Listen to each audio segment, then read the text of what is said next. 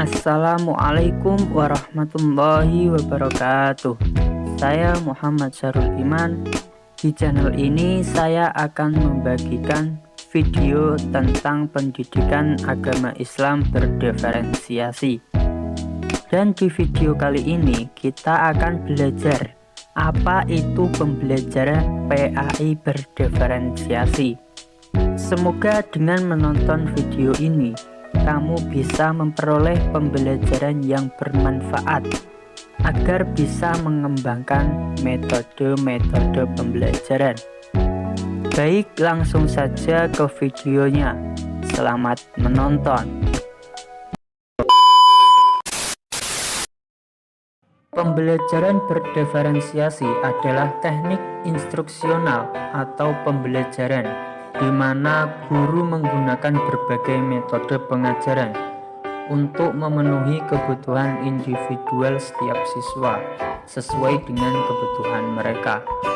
Kebutuhan tersebut dapat berupa pengetahuan yang ada, gaya belajar, minat, dan pemahaman terhadap mata pelajaran.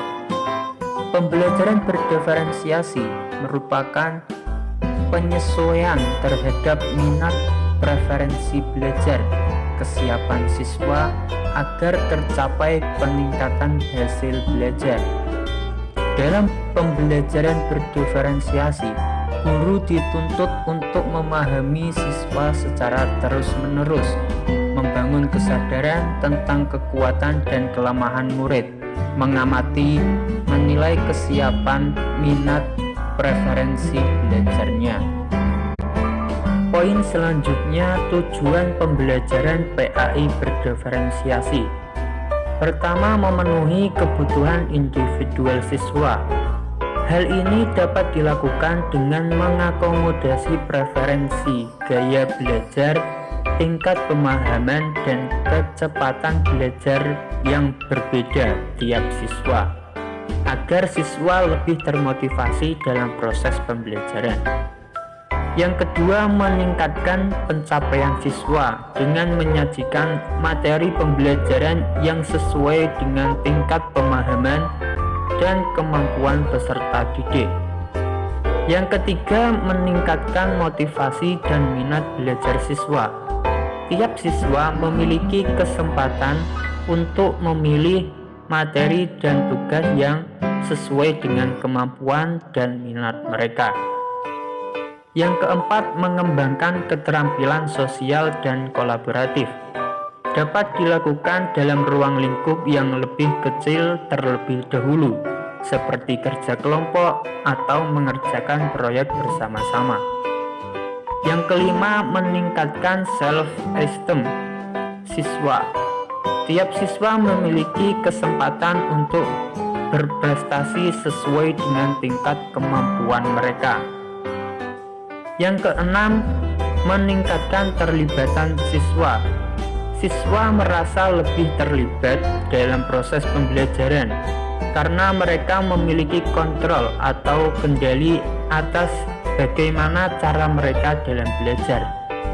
Dengan mencapai tujuan-tujuan ini, pembelajaran berdiferensiasi dapat menciptakan lingkungan pembelajaran yang inklusif, di mana setiap siswa diberikan kesempatan untuk tumbuh dan berkembang sesuai dengan potensi mereka masing-masing.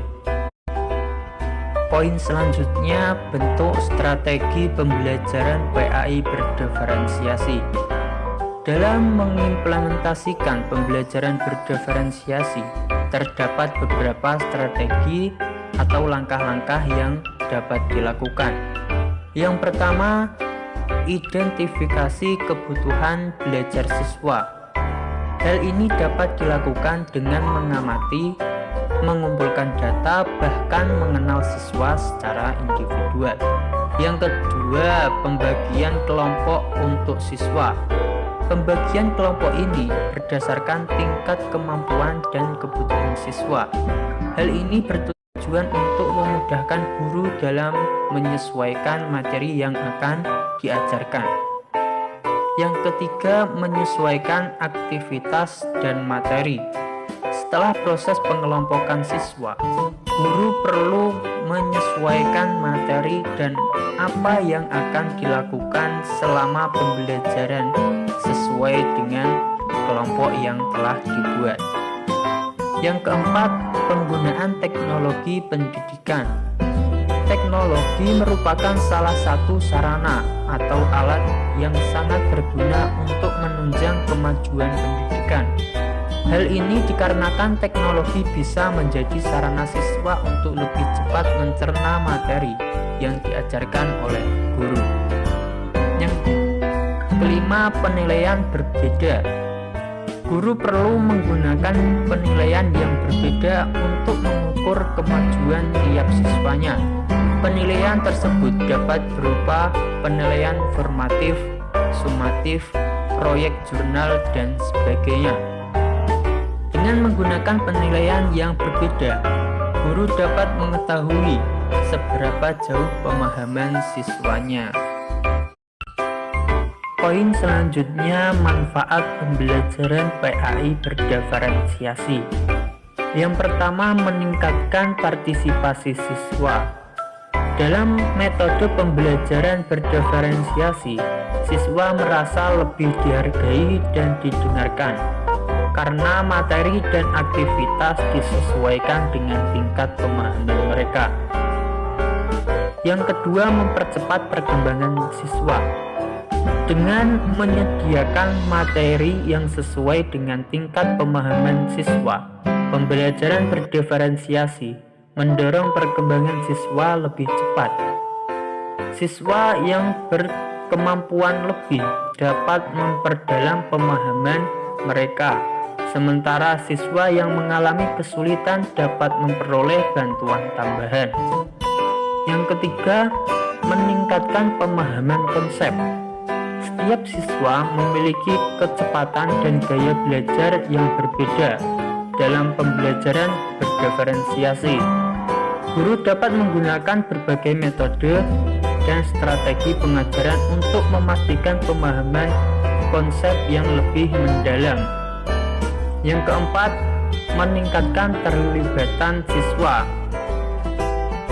Pembelajaran berdiferensiasi memungkinkan siswa untuk memiliki kontrol yang lebih besar atas proses pembelajaran mereka.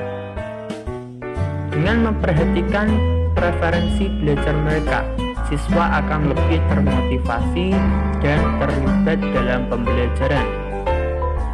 Yang kelima, menciptakan lingkungan inklusif.